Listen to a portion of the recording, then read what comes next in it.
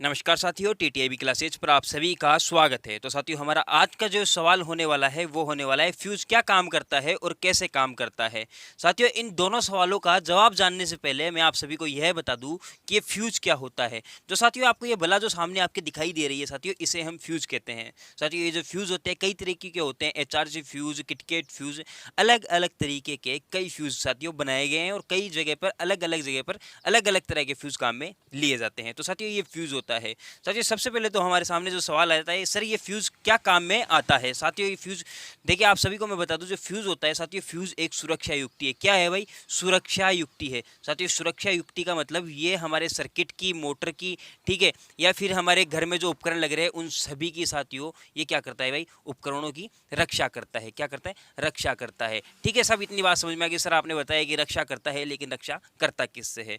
साथियों, क्या होता है कि कभी कभी मान लीजिए कि हमारे घर पे एक फैन लग रहा है, ठीक है, और एक लैंप लग रहा है, और साथियों मान लीजिए एक फ्रिज लग रहा है, ठीक है, और एक साथियों एसी जो है, एसी हमारा बंद पड़ा है, ठीक है, एसी हमारा बंद पड़ा है। साथियों, फैन ले रहा है 2 एम्पियर और हमारा जो लैंप ले रहा है मान लीजिए ले रहा है 1 एम्पियर, और यहाँ पर फ्रिज ले रहा है साथियों मान लीजिए 3 एम्पियर। तो ये एम्पियर जो है हमारा फैन इतनी ले मतलब फैन जो है 2 एम्पियर ले रहा है, लैंप 1 एम्पियर ले रहा है, फ्रिज 3 एम्पियर ले रहा है, और साथियों यहाँ से हमारे पास आगे से कितनी आ रही है? मान लीजिए कि 6 एम्पियर, भाई 6 ले रहा है तो 6 ही आएगी, ठीक है, आगे सप्लाई से हमारे पास 6 एम्पियर आ रही है।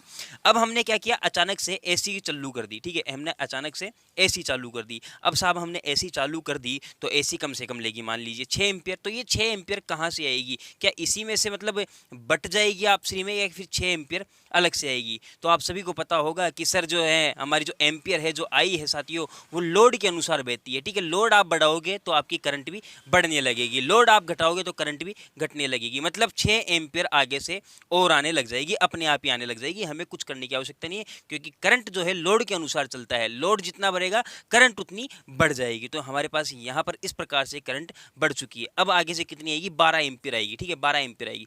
लेकिन साथियों, कभी कभी क्या होता है कि ये नहीं होकर के ऐसा होता है कि हमने एक घर पे मोटर लगा रखी है और साथियों मोटर ले रही है 3 एम्पियर। मोटर कितनी एम्पियर ले रही है? 3 एम्पियर ले रही है। अब साथियों क्या होता है कि अचानक से आगे से ही सप्लाई बढ़ जाती है, ठीक है, करंट बढ़ जाती है, एम्पियर का मान बढ़ जाती है, मतलब अचानक से 5 एम्पियर आने लग जाती है, जबकि मोटर तो हमारी 3 एम्पियर की है। मोटर तो हमारी 3 एम्पियर की, 3 एम्पियर जबकि आगे से ले रही थी, पहले से ले रही थी, लेकिन किसी कारणवश करंट बढ़ गई, 5 एम्पियर हो गई। तो अब 5 एम्पियर हो गई, मोटर है 3 एम्पियर की, करंट है 5 एम्पियर आ रही है, तो मोटर जल सकती है साथियों, मोटर जल सकती है। अब इस मोटर को बचाने के लिए हम क्या कर सकते हैं? तो साथियों वहां पर हम यूज करते हैं फ्यूज का, वहां पर हम यूज करते हैं फ्यूज का। आइए मैं आपको एक उदाहरण देता हूं साथियों। ये हमने क्या लगा रखी है? ये हमने एक मोटर लगा रखी है मान लीजिए, और ये हमने इसको एक सिंगल फेज सप्लाई से जोड़ रखा है, फेज और न्यूट्रल से जोड़ रखा है, ठीक है साथियों। एक मिनट, ये दोबारा बनाते हैं हम। ये हमारी एक मोटर है, ठीक है, और साथियों ये हमारा फेज हो गया और ये हमारा न्यूट्रल हो गया। यहाँ पर हमने लगा दिया साथियों फ्यूज। साथियों फ्यूज वायर जो है हमेशा बहुत ही पतला होगा। अभी देखिए ये जो है हमारा, ये फ्यूज वायर है, आपको दिखाई दे रहा होगा, ठीक है, ये फ्यूज वायर है साथियों, ये फ्यूज वायर है जो कि बहुत ही पतला है। तो ये फ्यूज वायर हो गया, फ्यूज वायर बहुत पतला होता है साथियों। मान लीजिए कि यहाँ पर हमने फेज दे दिया, यहाँ पर हमने न्यूट्रल दे दिया, और मोटर हमारी 3 एम्पियर ले रही है, अचानक से आगे से करंट का मान बढ़ गया, 5 एम्पियर हो गई, ठीक है, 5 एम्पियर हो गई। तो साथियों जैसे ही 5 एम्पियर जाएगी, जो हमारा फ्यूज वायर है बहुत ही पतला है, और साथियों ये बहुत ज्यादा गर्म हो जाएगा, क्योंकि आप सभी को पता है अगर जहां पर करंट फ्लो होगी ना, वहां पर साथियों वायर गर्म हो जाते हैं।